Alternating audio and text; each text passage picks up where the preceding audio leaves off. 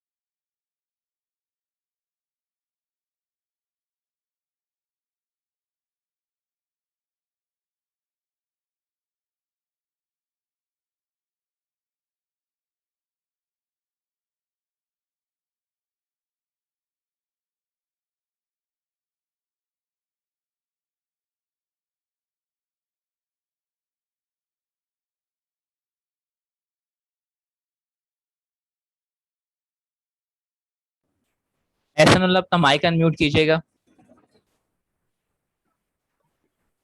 जी sir. अच्छा, जब तक दूसरे आते हैं मुझे बताइएगा समझ में आ रहा है आपको? जी सर। ठीक है, ठीक है, थैंक। Okay sir. मैं ग्रुप पे भी मैसेज कर रहा हूँ ताकि अगर किसी को कोई डिले है तो वो जल्दी से ख़त्म हो और आप जल्दी से ज्वाइन करें।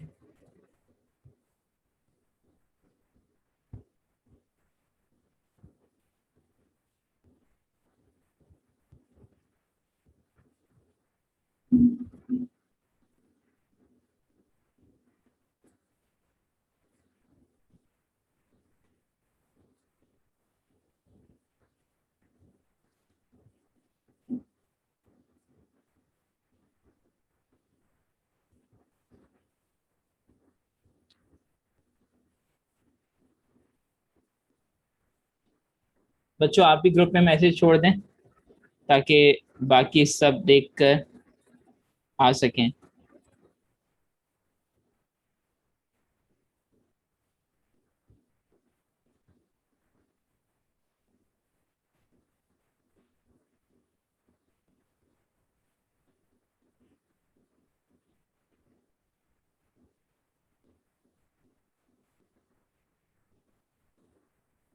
अभी तक जितने भी हमारे लेक्चर्स हो चुके हैं वो सब अपलोडेड फॉर्मेट के अंदर मौजूद हैं और जो लिंक आपको दिया गया था बच्चों उन्हीं लिंक को इस्तेमाल करेंगे। इवन जो इससे पहले सेशन हुआ था हमारा सेकंड सेशन वो भी अल्हम्दुलिल्लाह अपलोडिंग उसका काम मुकम्मल हो चुका है। तो जैसे ये थर्ड सेशन खत्म होता है मैं इसको भी अपलोड कर दूंगा तो you will be able to see that. चलें अब हम ज़्यादा नहीं रुकते और हम यहीं से कंटिन्यू करते हैं। बात रुकी थी, हम पॉइंट एक्सप्लेन करना चाह रहे थे कि जो गोल्स हैं वो कई बार अपनी क्लैरिटी को लूज कर देते हैं, उसका फोकस भी चेंज हो जाता है जब वो सीनियर मैनेजमेंट या टॉप लेवल मैनेजर से लोअर लेवल मैनेजर्स तक पहुंचता है और वो उसे अटेम्प्ट करते हैं इंटरप्रेट करने की या उसे एक्सप्लेन करने की। यहाँ पे एग्जांपल दी गई थी, टॉप लेवल मैनेजर्स ने ये गोल बनाया है कि we need to improve the company's performance, कि हम कंपनी की परफॉर्मेंस को इम्प्रूव करना चाहते हैं। कंपनी की परफॉर्मेंस को इम्प्रूव करने की बात हो रही है टॉप लेवल मैनेजर्स ने, बात किसकी कर रहा है? पूरी की पूरी कंपनी की। अब ये बात पहुंची डिवीजनल मैनेजर्स। डिवीजनल मैनेजर्स पूरी कंपनी के लिए जवाब नहीं दे रहे होते बल्कि वो अपनी पर्टिकुलर डिवीजन के लिए जवाब दे होते हैं। अब डिविजनल मैनेजर्स ने इसे इंटरप्रेट ऐसे किया कि I want to see the significant improvement in this division's profit, कि मैं जिस डिवीजन में हूँ इस डिवीजन का प्रॉफिट मैं सिग्निफिकेंटली वाज़ेह तौर पर इसमें इंप्रूवमेंट देखना चाहता हूँ। ये डिविजनल मैनेजर ने अपने फर्दर टीम को इंस्ट्रक्शन दी। अब ये डिपार्टमेंटल मैनेजर्स हैं, डिपार्टमेंटल मैनेजर्स तक बात पहुंची, डिपार्टमेंटल मैनेजर्स ने इस बात को जो समझा और वो निकला कि increase profits regardless of the means, because इनकी तरफ से ऊपर जो इंस्ट्रक्शन आ रही है कि मैं सिग्निफिकेंट इंप्रूवमेंट देखना चाहता हूं प्रॉफिट के अंदर। तो जो डिपार्टमेंटल मैनेजर्स हैं इन्होंने समझा कि इंक्रीज करना है प्रॉफिट को रिगार्डलेस ऑफ द मींस, तरीका इतना इंपॉर्टेंट नहीं है, बस प्रॉफिट इंक्रीज होने चाहिए चाहे तरीका जो भी क्यों ना हो। और जैसे ही उन्होंने ये इंस्ट्रक्शन भिजवाई इंडिविजुअल को जो कि नॉन मैनेजरियल स्टाफ है, उन्होंने क्या किया, उन्होंने कहा चलो, उन्होंने क्या बात समझी, उन्होंने कहा don't worry about the quality, just work fast. उन्होंने कहा बस क्वालिटी वोलिटी को छोड़ो, बस तेज काम करो, ताकि जल्दी काम होगा तो ज्यादा प्रॉफिट जनरेट होगा। अब वही बात जो टॉप लेवल मैनेजर्स ने एक अलग अंदाज में की गई थी, इंडिविजुअल एम्प्लॉइज तक पहुंचते पहुंचते वो बात बहुत मुख्तलिफ हो चुकी है। तो ये मसाइल भी कई बार ट्रेडिशनल गोल सेटिंग के अंदर हमें देखने को मिलते हैं।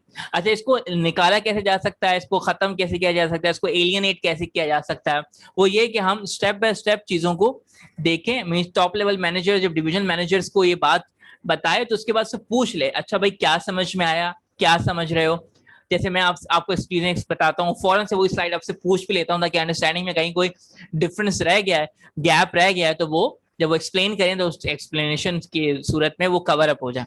और अगर आप कई बार वो एक्सप्लेन नहीं करते जो मैं कहना चाह रहा था, तो उसको मैं उसको एक दफा फिर एक्सप्लेन कर देता हूँ ताकि चीजें और क्लियर हो जाएं। तो ये अप्रोच भी काफी हेल्पफुल रहती है इस मसले को हल करने के लिए। अच्छा, अब मैं यहाँ रुकूंगा और मैं आपके सवालात लूंगा, बल्कि नहीं, इकरा इकबाल, आप अपना माइक अनम्यूट कीजिएगा। जी सर। बेटा, मैंने एक जुमला कहा था आपसे कि टॉप लेवल मैनेजर जो गोल सेट करता है वो इंडिविजुअल एम्प्लॉइज तक पहुंचते पहुंचते बहुत तब्दील हो जाता है, क्या ये बात दुरुस्त है?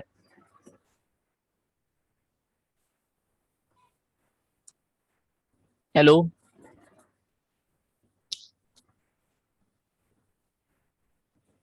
शायद उनके माइक में कोई इश्यू था। हम यही सवाल रिफत की तरफ लेके जाते हैं। रिफत, अपना माइक अनम्यूट कीजिएगा। रिफत अय्यूब। जी सर। आई बिलीव यही सवाल आपने शायद पहले भी किया था, आप ही ने सवाल पूछा था टॉप लेवल मैनेजर्स एक्सप्लेन क्यों नहीं करते। जी सर। बहन, क्या आप सेटिस्फाई हैं इस मामले से, एग्री करती हैं कि क्या मसला एग्जिस्ट करता है, टॉप लेवल मैनेजर्स की जो कही हुई बात है वो बॉटम लेवल मैनेजर या इंडिविजुअल एम्प्लॉइज तक मुख्तलिफ अंदाज में पहुंचती है?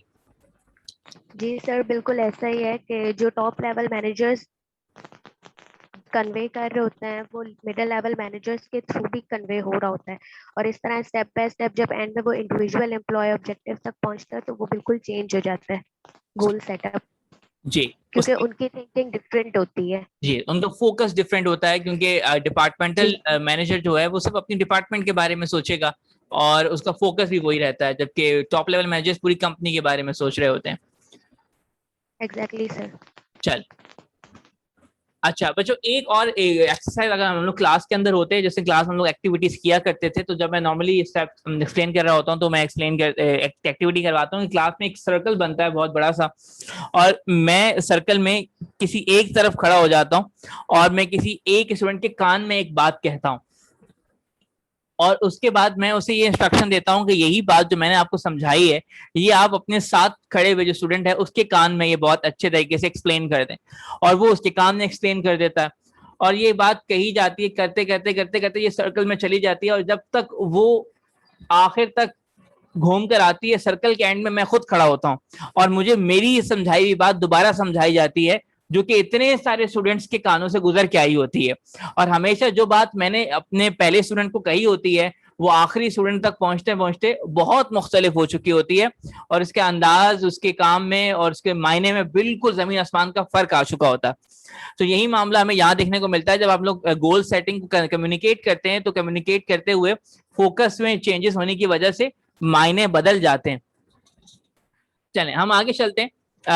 establishing goal and developing plans, maintaining the hierarchy of goals की hierarchy। अच्छा, इस स्लाइड को मैं चाहूंगा कि आप अच्छे तरीके से पढ़ लें, और ये means and chains slide number 7-227 इसे लाजमी पढ़ लीजिएगा, मैं आपको सेल्फ स्टडी के लिए दे रहा हूँ ये। इसके बाद MBO एक्सट्रीमली इंपॉर्टेंट कॉन्सेप्ट है मैनेजमेंट के अंदर, मैनेजमेंट बाय ऑब्जेक्टिव। जल्दी से इसे देखते हैं, फिर उसके बाद हम आपकी प्रेजेंटेशन की तरफ चलेंगे। Establishing goals and developing plans, ये क्या इसमें एक होता है MBA management by objective. Normally interview के अंदर भी ये क्वेश्चंस पूछे जाते हैं MBO के बारे में, मैनेजमेंट बाय ऑब्जेक्टिव में। मैनेजमेंट बाय ऑब्जेक्टिव क्या होता है? That is specific performance goals are jointly determined by the employees and managers. एक ऐसा परफॉर्मेंस प्लान जिसको सेट करने के लिए मैनेजमेंट और मैनेजर्स और एम्प्लॉइज दोनों साथ मिलकर प्लान कहते हैं, इसे हम मैनेजमेंट बाय ऑब्जेक्टिव्स कहते हैं। अच्छा, इसके बाद the progress towards accomplishing goals is periodically reviewed, और मैनेजमेंट बाय ऑब्जेक्टिव, ये टेक्निक के अंदर आप जो भी गोल्स के लिए काम कर रहे होते हैं उससे पीरियोडिकली रिव्यू किया जाता है कि आप जो काम कर रहे हो क्या वो वाकई हम सही डायरेक्शन की तरफ जा रहे हैं या नहीं जा रहे हैं, जो हमने सोचा था क्या हम उसी रास्ते पर हैं या नहीं, उसे वक्तन फवक्तन चेक भी किया जाता है। इसके बाद तीसरा है rewards are allocated on the basis of progress towards the goals. और मैनेजमेंट बाय ऑब्जेक्टिव में जो रिवॉर्ड दिए जाते हैं, जो बदला और इनामात दिए जाते हैं, वो इस बेसिस पे दिए जाते हैं कि आप अपनी गोल्स की तरफ कितना आगे प्रोसीड कर चुके हो। लेट्स सपोज आपको कहा गया था कि ये काम कंप्लीट करना है, वो काम कितने % कंप्लीट हुआ है, इस बेसिस पर आपको रिवॉर्ड्स दिए जाएंगे। लेट्स सपोज अगर कमीशन था काम के कंप्लीट होने पर, तो आपको कमीशन, अगर आपने 10% काम कंप्लीट कर लिया तो आपके पे चेक के साथ उस कमीशन का भी 10% आपको मिल जाएगा। और अगर आपने 50% कंप्लीट किया तो कमीशन जो भी डिसाइड हुआ था उसका 50% आपको मिल जाएगा। तो मतलब जो रिवॉर्ड्स हैं वो एलोकेट किए जाते हैं उस बेसिस पे कि आपने कितने % काम कंप्लीट कर लिया। अच्छा, इसके बाद नेक्स्ट है आपके पास की एलिमेंट्स ऑफ एमबीओ। एमबीओ में जो फर्दर एलिमेंट्स हैं वो क्या होते हैं? इसमें गोल बहुत स्पेसिफिक होता है। इसके बाद पार्टिसिपेटिव डिसीजन मेकिंग होते हैं, लोग पार्टिसिपेट करते हैं, मतलब मैनेजर्स और एम्प्लॉय दोनों पार्टिसिपेट करते हैं डिसीजन मेकिंग के अंदर। और एन एक्सप्लिसिट का मतलब होता है वाजे, एक वाजे परफॉर्मेंस इवेल्युएशन पीरियड होता है कि भाई कितने अरसे बाद हम परफॉर्मेंस को दोबारा इवेल्युएट करेंगे। 1 हफ्ते बाद चेक करेंगे कि हमारी परफॉर्मेंस कहां पहुंची, 6 दिनों के बाद चेक किया जाएगा, 5 दिनों के बाद चेक किया जाएगा। ये बिल्कुल पहले से ही वाजे पीरियड होता है। और इसके साथ साथ फीडबैक का एलिमेंट भी रहता है एमबीओ टेक्निक के अंदर। अब मैं यहां रहता हूं और मैं अब सवाल पूछूंगा अलीशा नदीम से। अलीशा नदीम अपना माइक अनम्यूट कीजिएगा। Alisha Nadeem, MBO management by objective एक टेक्निक है गोल सेटिंग की और गोल्स को अचीव करने की। इसके अंदर क्या होता है?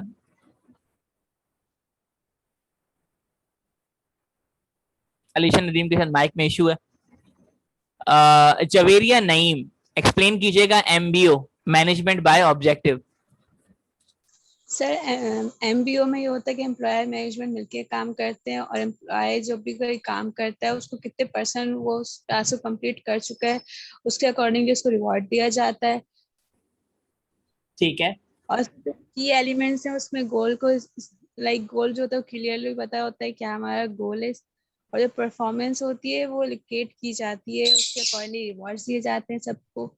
ठीक, बेहतर, थैंक यू बच्चे। खावर महमूद, अपना माइक अनम्यूट कीजिएगा। खावर महमूद, एमसीक्यू को एक्सप्लेन करेंगे, क्या अंडरस्टैंडिंग बनी आपकी management by objective? Sir MBO में ये होता है कि ये एक ऐसा परफॉर्मेंस प्लान है जिसमें वर्कर और मैनेजर मिलकर प्लान करते हैं, और इसमें ये होता है कि इसमें बार बार चेक किया जाता है कि हमारा प्लान जो हमने गोल्स बनाए हैं वो अचीव हो रहे हैं कि नहीं हो रहे ठीक तरीके से। और फिर इनमें जो रिवॉर्ड्स वगैरह होते हैं वो जिसने जितना % काम और अपने पार्टिसिपेटिव किया होता है उसको उस हिसाब से रिवॉर्ड दिए जाते हैं। ठीक है, थैंक यू। चल, मेरा अगला सवाल है हिफ्जा बेग से। बल्कि नहीं, रुक गया हिफ्जा बेग आप नहीं, Uwais. Uwais, welcome in the class, और प्लीज एक्सप्लेन कीजिएगा मैनेजमेंट बाय ऑब्जेक्टिव को। सर मैंने 3rd सेशन अभी ज्वाइन किया है। इसीलिए मैंने आपको वेलकम भी कहा है, बेटा अभी तो ज्वाइन नहीं करना चाहिए ना आपको। चलें खैर, कंटिन्यू करते हैं। अच्छा जी, मेरा अब अगला सवाल है Malik Usama. Again welcome in the class. Malik Usama, mike unmute कीजिएगा। चलें, उनके फिर माइक में कोई इशू है? सर अरे आ गया भाई, उसामा साहब आ गए। उसामा, ये बताइएगा मैनेजमेंट बाय ऑब्जेक्टिव क्या चीज होती है, एमबीओ? सर ये मैंने अभी ज्वाइन किया सर, समझ नहीं आया असल में सर, मैं नेट इशू चल रहा था मैंने अच्छा ठीक है जी, समझ गया जी, समझ। तो फिर आप वीडियो गौर से देखिएगा, ठीक है जी। उमर फारूक, माइक अनम्यूट कीजिएगा। एमबीओ एक्सप्लेन कीजिएगा क्या है?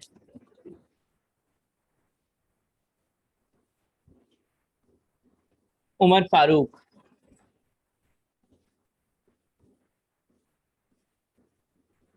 चलें, ठीक है, फिर एक काम करते हैं, जर्नल आपसे क्वेश्चन पूछ लेते हैं, कोई एक्सप्लेन करना चाहेगा एमबीओ को? रेज योर हैंड, हाथ रेज कीजिए, एक्सप्लेनेशन लेते हैं और फिर हम आगे चलते हैं। एमबीओ, ठीक है। राबिया तनवीर, जी बहन, अनम्यूट कीजिएगा माइक को। सर एमबीओ में ये होता है कि जो एम्प्लॉय और जो मैनेजर होते हैं वो दोनों मिलके काम करते हैं, मतलब जो भी गोल्स उनके सेलेक्ट होते हैं उस पे जो काम करना होता है वो दोनों मिलके करते हैं, और जो गोल होते हैं उस पे अगर रिवॉर्ड रखा होता है, जिस तरह आपने कहा था कि कमीशन अगर हो तो जिस हिसाब से काम किया होता है उस हिसाब से उनको कमीशन भी दिया जाता है। ठीक है, बेहतर, थैंक यू बच्चे, थैंक यू, गुड। ठीक है जी, हम आगे चलते हैं। सर मैं सेल्फ स्टडी के लिए आपको मैंने स्लाइड नंबर 7-227 दी है, ये स्लाइड, ये आपकी सेल्फ स्टडी के लिए। और ही सेल्फ स्टडी के लिए मैं एक और स्लाइड दे रहा हूँ 7-229, जिसमें steps in typical MBO program, ये 8 स्टेप्स हैं, ये अच्छे तरीके से देख लीजिएगा।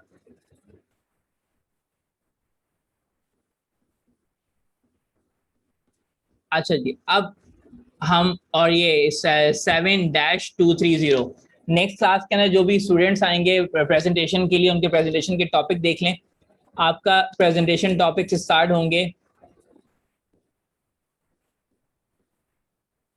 प्लानिंग से स्टार्ट, बल्कि प्लानिंग तो आज कवर हो जाएगा, बल्कि नहीं, प्लानिंग आप प्लानिंग से स्टार्ट करेंगे। यहाँ से स्लाइड 7-214 से स्टार्ट होगा आपका, और एमबीओ तक जाएगा आपका, एमबीओ, ठीक। अच्छा जी, अब जल्दी से इसको रैप अप करते हैं इस टॉपिक को, फिर हम प्रेजेंटेशन की तरफ जाएंगे। Does manage MBO work, reasons for MBA success. अच्छा, क्या एमबीओ वाकई काम करता है या नहीं करता? Top management commitments and involvement, reasons for MBO success. Top management commitments and involvement, MBO हमेशा सक्सेसफुल रहता है क्योंकि इसमें टॉप मैनेजमेंट खुद इन्वॉल्व रहती है और उनकी कमिटमेंट भी होती है, उनकी इन्वॉल्वमेंट की वजह से सक्सेस रेट एमबीओ का ज्यादा बेहतर देखा गया है। अच्छा, इसके बाद potential problems with MBO programs में जो प्रॉब्लम्स होते हैं, जो मेजर देखने को मिले। सक्सेस रेट तो है इसका, लेकिन प्रॉब्लम क्या है? Not as effective in dynamic environment that required constant resetting of goals. ऐसे एनवायरनमेंट के अंदर जहां पे गोल्स बार बार चेंज होते रहते हो, जहां डायनामिक एनवायरनमेंट है, डायनामिक एनवायरनमेंट स्टैटिक नहीं है, तो इस तरह के एनवायरनमेंट के अंदर ये एमबीओ फेल हो जाता है, क्योंकि एमबीओ जैसे एनवायरनमेंट चेंज हुआ, नए गोल सेट करने होंगे, जैसे नए गोल सेट करने होंगे तो फौरन से ही हमें दोबारा मैनेजमेंट और एम्प्लॉय की दोबारा मीटिंग होगी, तो इससे काम बहुत डिस्टर्ब रहेगा, बिकॉज थ्रू आउट वो मीटिंग्स ही करते रहेंगे, गोल ही सेट करते जाएंगे, एग्जीक्यूशन पे आने का उनको टाइम ही नहीं मिलेगा। गोल प्लानिंग का प्रोसेस कंप्लीट होगा, एग्जीक्यूशन शुरू होने वाली होगी, फौरन से एनवायरनमेंट चेंज हो जाएगा, नए गोल सेट करने की जरूरत पड़ जाएगी। इसीलिए एमबीओ प्रोग्राम्स ऐसे एनवायरनमेंट जो कि डायनामिक है, वहां पर ये ज्यादा रीजनेबल नहीं होता। इसके बाद the overall emphasize on individual accomplishment may create problem with team work. ये नॉर्मली एम्फेसाइज करता है इंडिविजुअल परफॉर्मेंस के ऊपर, जिसकी वजह से कई बार टीम वर्क के अंदर प्रॉब्लम आती है। अगर मुझे रिवॉर्ड मिल रहे हैं, सज्जाद को रिवॉर्ड मिल रहे हैं सज्जाद की इंडिविजुअल परफॉर्मेंस के बेस पर, तो सज्जाद इंडिविजुअल परफॉर्मेंस को ज्यादा फोकस देगा, टीम वर्क या टीम परफॉर्मेंस पे इतना ध्यान नहीं दूंगा। तो कई बार टीम परफॉर्मेंस में आपको कमी देखने को मिलती है जब आप एमबीओ को देखते हैं, और एमबीओ में रिवॉर्ड इंडिविजुअल परफॉर्मेंस की बेस से मिल रहा होता है, तो इंडिविजुअल कैपेसिटी पे अच्छा काम करता है, एज अ टीम मेंबर काम करने में उनमें थोड़ी सी कमी देखने को मिली है। इसके बाद एमबीओ के अंदर बहुत सारे पेपर वर्क भी इन्वॉल्व होता है, और कई बार सिर्फ ये सारा मामला पेपर वर्क की शफलिंग तक रह जाता है और एग्जीक्यूशन तक हम नहीं पहुंच पाते। This is one of the drawback of MBO. अच्छा जी, ये लाइव स्लाइड है जो आज हमने देखनी है, और उसके बाद हम यहाँ रोक देंगे काम को। एक हम बात करेंगे एक अच्छे वेल डिजाइन गोल्स के अंदर क्या क्या क्वालिटीज होती हैं। सबसे पहली बात कि वो रिटर्न फॉर्म के अंदर होता है, और उसके अंदर आउटकम्स के बारे में बताया जाता है, एक्शंस के बारे में नहीं बताया जाता। गोल्स के अंदर से वो बताया जाता है कि हम चाह क्या रहे हैं, कैसे एक्शंस, वो एक्शंस क्या परफॉर्म किए जाएंगे, वो नहीं बताए जाते गोल्स के अंदर। फोकस करता है एंड पर, ना कि मीन्स यानी प्रोसेस पे फोकस नहीं करता, बल्कि वो एंड पे फोकस करता है कि रिजल्ट क्या होगा अच्छे गोल के अंदर। इसके अंदर एक और अच्छे गोल के अंदर एक और क्वालिटी होती है कि उसके अंदर जो परफॉर्मेंस है उसको क्वांटिफाइबल किया जा सकता है, मेजर किया जा सकता है, नापा तोला जा सकता है। Specifically defines how the outcomes is to be measured and how much is expected। ये बताया जाता है कि आउटकम्स को किस तरीके से इवेलुएट किया जाएगा। एक वर्ड इस्तेमाल किया जाता है रिटेल इंडस्ट्री के अंदर, सेल्स इंडस्ट्री के अंदर, वो है की परफॉर्मेंस इंडिकेटर्स, की KPI। तो KPIs क्या होंगे, किन चीजों को मेजर किया जाएगा और किस बेस पर आपकी परफॉर्मेंस इवेलुएट की जाएगी, ये भी उस गोल के अंदर बताया जाता है, और उसको कब कब मेजर किया जाएगा और आपसे क्या एक्सपेक्टेशन रखी जा रही हैं वो भी बताई जाती हैं एक अच्छे गोल डॉक्यूमेंट के अंदर। और इसके अंदर clearly as to time frame, और इसमें ये भी बताया जाता है कि मेजरमेंट जो भी आपको टारगेट्स दिए जा रहे हैं वो कब तक अचीव हो जाने चाहिए, वो डेडलाइन भी बताई जाती है बहुत क्लियरली। फिर उसके बाद चैलेंजिंग येट अटेनेबल, जो गोल होता है वो हमेशा चैलेंजिंग होता है बट अचीवेबल भी होता है। याद रखिएगा, ऐसा गोल जो कि चैलेंजिंग ना हो तो इट मींस आपने गोल सही नहीं दिया। गोल को चैलेंजिंग होना चाहिए, बट इतना भी चैलेंजिंग ना हो कि वो इम्पॉसिबल हो जाए। चैलेंजिंग भी हो और अचीवेबल भी हो, ताकि एटलीस्ट वो कोशिश तो करे आपका जो भी एम्प्लॉय है। लो गोल्स डू नॉट मोटिवेट, जो लोअर गोल्स होते हैं वो मोटिवेट नहीं करते एम्प्लॉइज को, और जो हाई गोल्स होते हैं motivate if they can be achieved. High goals हैं वो मोटिवेट करते हैं स्टूडेंट एम्प्लॉइज को ज्यादा काम करने के लिए, लेकिन तब जब तक वो अचीवेबल हो।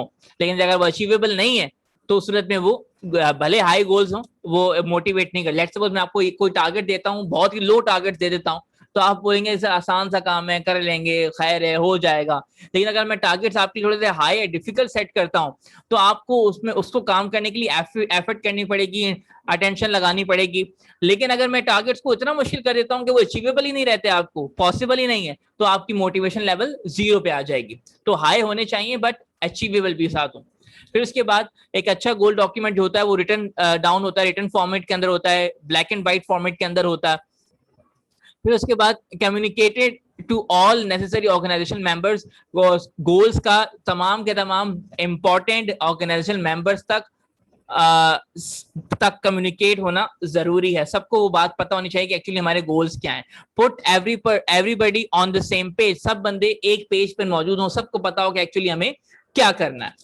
अच्छा बच्चों, यहाँ पर हम अपनी क्लास को खत्म करेंगे, और मैं अब जो ग्रुप मेंबर्स हैं, अब पार्टिसिपेंट्स हैं प्रेजेंटेशन के, मैं चाहूंगा कि वो अब यहाँ से अपनी प्रेजेंटेशन को कंटिन्यू करें। मैं उनकी स्लाइड को दिखा देता हूँ, और साथ ही साथ मैं पार्टिसिपेंट्स को भी ढूंढ लेता हूँ कि पार्टिसिपेंट्स हमारे पास मौजूद हैं या नहीं। हमें चाहिए अजमत सर, वो मौजूद हैं, अरीबा हमीद वो भी मौजूद हैं, हिफ्जा बेग वो भी मौजूद हैं, अलीजा नदीम, अलीशा नदीम वो भी मौजूद हैं, देन इकरा इकबाल भी मौजूद हैं। जी भाई, ठीक है बच्चों, आप सबको मैंने देख लिया है, आप सब मौजूद हैं। अब मैं आप सबके माइक फिलहाल अब आपको कंट्रोल दे दिए, आप अपने हिसाब से जब चाहे माइक को म्यूट और अनम्यूट कर सकते हैं। प्रेजेंटेशन मेंबर्स हैं, अजमत सरकी मौजूद हैं, अरीबा हमीद मौजूद हैं, हिफ्जा बेग, अलीशा नदीम और इकरा इकबाल। जी आप कंटिन्यू कीजिएगा और मेक इट शॉर्ट, ठीक जी, कंटिन्यू कीजिएगा। नेक्स्ट स्लाइड जब हो तो मुझे बताइएगा, मैं स्लाइड चेंज कर दूंगा। जी टेक ओवर कीजिएगा यहाँ से। जी सर। नाम बताइए अपना और कंटिन्यू करें। जो भी नेक्स्ट मेंबर आए पहले अपना नाम बताओ फिर कंटिन्यू करें।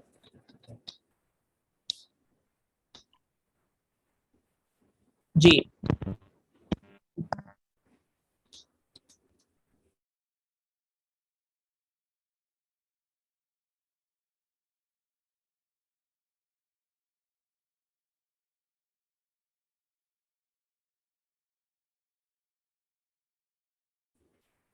अजमत सर की। बच्चे आपकी आवाज नहीं आ रहा।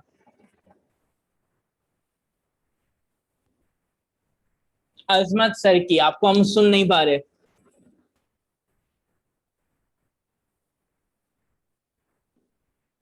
अगेन सेम प्रॉब्लम, आप शायद बोल रहे हैं और आवाज हम तक नहीं पहुंच पा रही।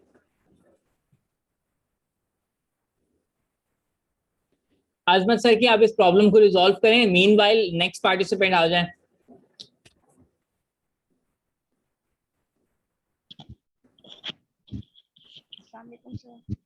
वालेकुम अस्सलाम। जी कंटिन्यू कीजिएगा।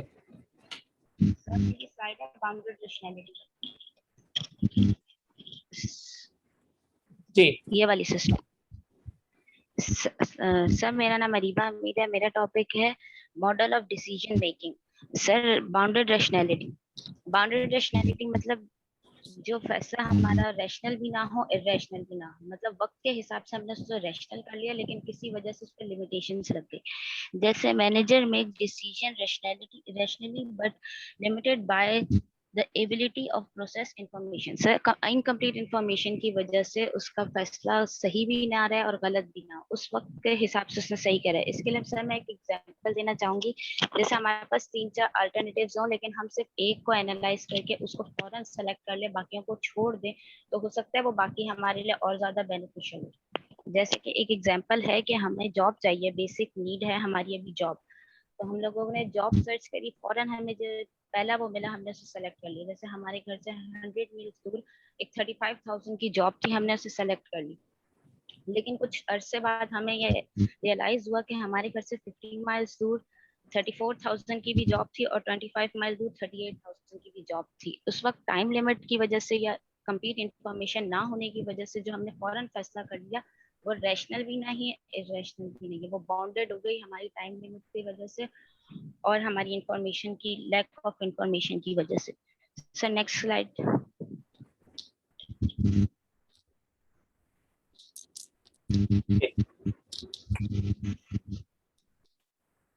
Bounded rationality is limitation by information we have and cognitive limitations and their minds and finite। Sir वही है कि टाइम की वजह से और इंफॉर्मेशन लैक ऑफ इंफॉर्मेशन की वजह से जो हम फॉरन अल्टरनेटिव सेलेक्ट कर ले वही हमारा बाउंडेड रैशनैलिटी डिसीजन हो जाएगा कि हमने अपने हिसाब से सही कर लिया लेकिन वो टोटली सही भी नहीं है।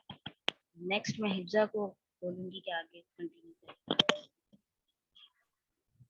अस्सलाम वालेकुम सर, नेक्स्ट स्लाइड।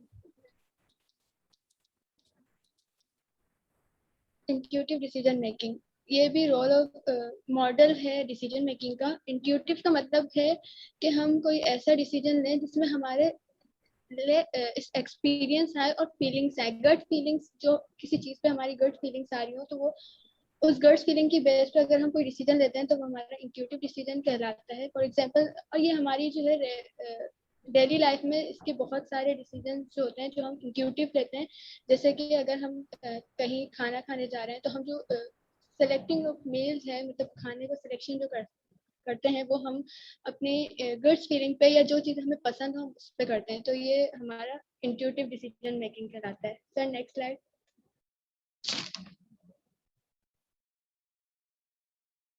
इसके 5 एस्पेक्ट्स होते हैं इंट्यूशन के। सबसे पहला है experience based decision. Experience based decision में हमारा वो डिसीजन होता है जिसपे हमारा पहले एक्सपीरियंस हो चुका हो। जैसे एग्जांपल, अगर हम बाइक एग्जांपल लेते हैं कि अगर हम बाइक लेते हैं तो बाइक चलाते हुए हमें कोई प्रॉब्लम आ जाती है उसमें, तो हमें उसका एक्सपीरियंस है कि हमें उसको किस मैकेनिक के पास सही करवाने जाना है कि जो हमारी प्रॉब्लम है वो सॉल्व हो सके। तो वो जो डिसीजन लेंगे वो हमारा एक्सपीरियंस बेस्ड इंट्यूटिव डिसीजन कहलाएगा। उसका दूसरा एस्पेक्ट है अफेक्ट इनिशिएटिव डिसीजन। ये जो डिसीजन होता है इसमें हम अपनी पसंद के मुताबिक डिसीजन लेते हैं। लाइक अगर हमें खाने की एग्जांपल लेते हैं कि अगर हम बाहर खाना खाने जाते हैं तो हम जो मील सेलेक्ट करते हैं, जो खाना सेलेक्ट करते हैं, वो हम अपनी पसंद या अपने जो हमें खाना फेवरेट होता है वो सेलेक्ट करते हैं। तो वो डिसीजन भी हमारा इफेक्टिव इनिशिएटेड डिसीजन कहलाता है। इसके बाद आता है cognitive based decision. Cognitive based decision जो होता है हमारा जो हम अपने स्किल्स या ट्रेनिंग की बेस पर लिया जाता है कि अगर हम इसकी एग्जांपल हम बता देते हैं कि अगर हम गाड़ी चलाना या बाइक चलाना सीखते हैं तो फर्स्ट टाइम अगर हम बाइक या गाड़ी चला रहे होते हैं तो उसकी हम पहले ट्रेनिंग लेते हैं और उस ट्रेनिंग के बाद हम वो गाड़ी चला रहे होते हैं। तो वो जो हम उसको मतलब चलाने का जो होता है वो हमारा कॉग्निटिव बेस्ड डिसीजन कहलाता है।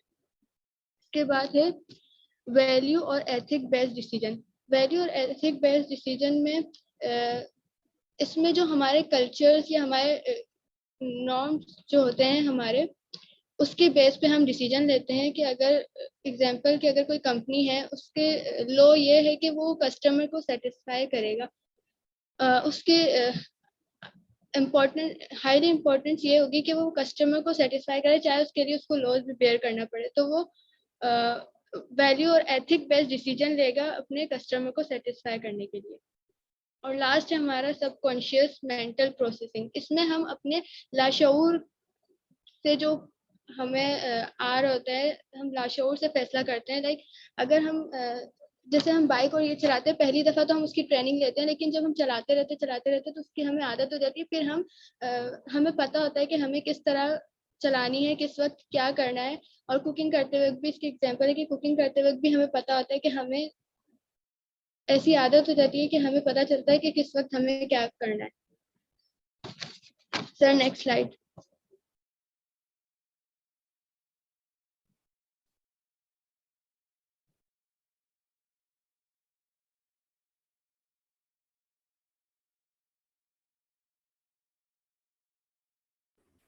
जी सर इकरा इकबाल बोलेंगे ये स्लाइड। जी इकरा इकबाल।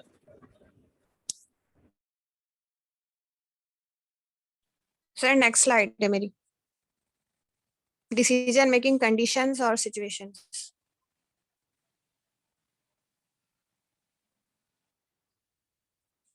बच्चों जिनका हो गया वो अपना माइक म्यूट करते जाएं।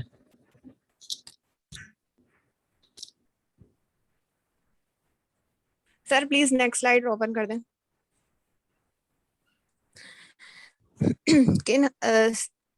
सर इसमें मैं ये बताना चाहूंगी कि डिसीजन मेकिंग की क्या कंडीशंस होती हैं और क्या सिचुएशंस होती हैं। एक तो है risk, second one is certainty and third one is uncertainty. Risk making में सर ये सिचुएशन होती है कि उसमें हमें रिजल्ट्स का पता होता है कि क्या क्या रिजल्ट्स आ सकते हैं, क्या क्या आउटकम्स हो सकते हैं इसके बारे में, और हमें पता होता है कि अगर हम ये करेंगे तो हमारे पास ये रिजल्ट आएगा, और अगर हम दूसरी सिचुएशन की तरफ जाएंगे तो हमारे पास ये रिजल्ट आ सकता है। और जो है सर रिस्क में हम ये देखते हैं कि हमारे पास क्या प्रोबेबिलिटी होती है, हम प्रोबेबिलिटी कैलकुलेट कर सकते हैं, क्या क्या चांसेस हो सकते हैं हमारे डिसीजन मेकिंग पर, ये हमें सब पता चल जाता है रिस्क टेकिंग पर, और हम इस बात पर एबल होते हैं कि किस तरह से हमें डिसीजन लेना है। Sir second slide.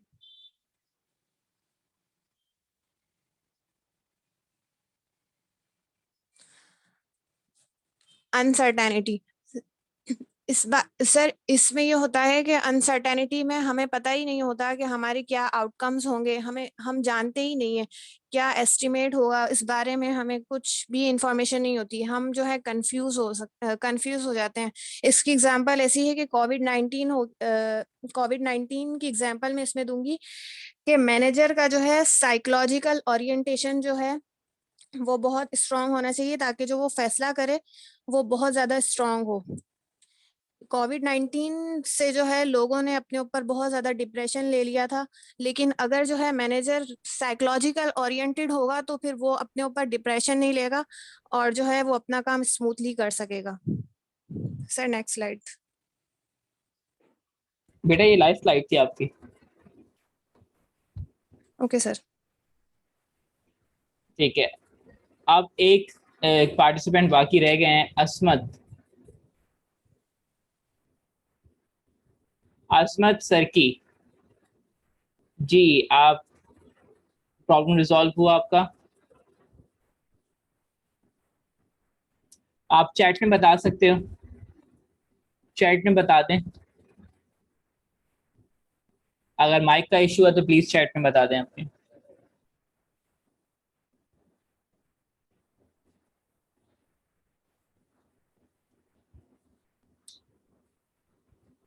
जी बोलें।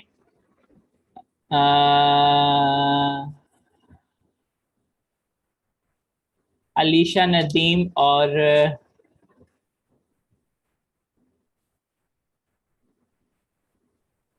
अजमत सरकी और अलीशा नदीम, आप दोनों के पास शायद माइक का इशू है जिसकी वजह से हम आपको सुन नहीं पा रहे। अब आपने करना ये है, जी जी अलीशा नदीम, आपकी आवाज़ नहीं आ पा रही हमें, there must be a technical issue. अब ऐसा है कि ठीक है, अब यहाँ से कंटिन्यू करते हैं बच्चों। अब नेक्स्ट क्लास के अंदर जो पार्टिसिपेंट्स बनेंगे, उन पार्टिसिपेंट्स के अंदर अलीशा नदीम और असमत सरकी, ये दोनों भी शामिल होंगी ग्रुप के अंदर। और नेक्स्ट ग्रुप जो होगा वो उमर फारूक, अपना माइक अनम्यूट कीजिएगा।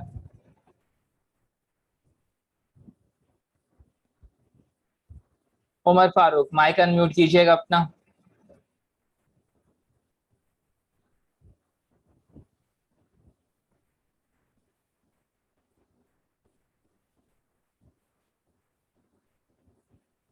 जी रिफत, जी रिफत बोलिएगा, सवाल है आपका। सर मैंने भी प्रेजेंटेशन देनी है और एक और पार्टिसिपेंट है माहम, उनकी भी है प्रेजेंटेशन। ठीक है, तो माहम आप, रिफत अय्यूब आप, और अलीशा नदीम और एक और बहन है अजमत सरकी, ये 4 लोग तो मिलकर एक ग्रुप बना लें। 5वां मेरी बात हुई थी उमर फारूक से, शायद वो रीचेबल नहीं है अभी, शायद उन्होंने भी नहीं दी अभी तक प्रेजेंटेशन। तो उमर फारूक आप भी अगर हो सके तो इनको ग्रुप को ज्वाइन कर लें प्रेजेंटेशन के लिए। जवेरिया नईम, जवेरिया नईम माइक अनम्यूट कीजिएगा। Yes sir. बहन एक तो आप ये करें कि अटेंडेंस हो गई आपकी? Yes sir. ठीक है, अटेंडेंस शेयर कर दीजिएगा। बाकी ये ग्रुप मेकिंग में देखिए, जो कोई प्रॉब्लम है तो वो रिजॉल्व करवा के नाम दे दीजिएगा उसको। Okay sir. ठीक है, नेक्स्ट क्लास के अंदर आप लोगों के जो भी ग्रुप्स हैं,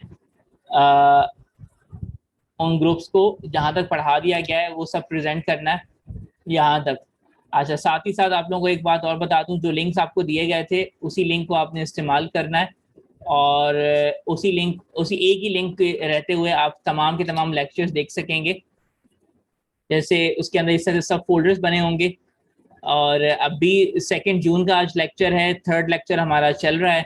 1st और 2nd कंप्लीट हो गया और अल्हम्दुलिल्लाह वो 1st और 2nd अपलोड भी हो गया। तो अब आपको शायद इंशाल्लाह डिले नहीं मिलेगा अपलोडिंग के वक्त। अब आप जैसी चाहें आपको फौरन से ही वो एक्सेसिबल होगा ये सारे के सारे लेक्चर्स। आप में से कोई पार्टिसिपेंट फिलहाल अपने वो सिस्टम में जाकर या अपनी डिवाइस में जाकर प्लीज मुझे एक दफा बता दें कि क्या ये लेक्चर्स आपको दिख रहे हैं 2 जून की स्लाइड के अंदर, फोल्डर के अंदर, और अगर है तो मुझे चैट में बता दें कि 2 जून की जो आपके पास फोल्डर बना हुआ है उस लिंक के अंदर, क्या वो आप आज के लेक्चर्स जो हैं वो 2 वीडियोस देख पा रहे हैं उसमें या नहीं।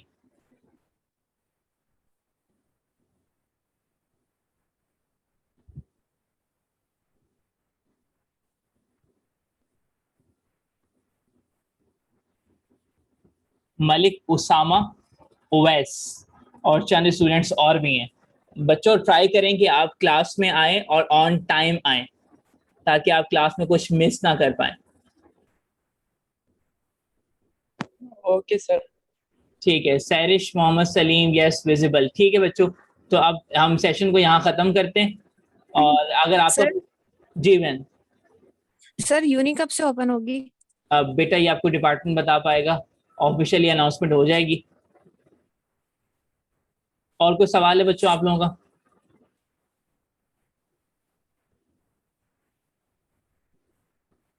No sir. बच्चों कोई सवाल है तो आप हैंड रेस करके पूछ सकते हैं सवाल।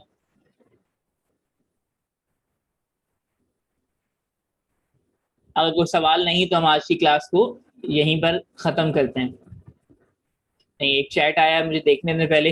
यस शोइंग, ठीक है जी, ठीक है। जबीर नदीम, आई बिलीव आप अटेंडेंस कंप्लीट कर चुकी होंगी। जबीरिया नईम, क्या अटेंडेंस कंप्लीट कर चुकी हैं आप? Yes sir.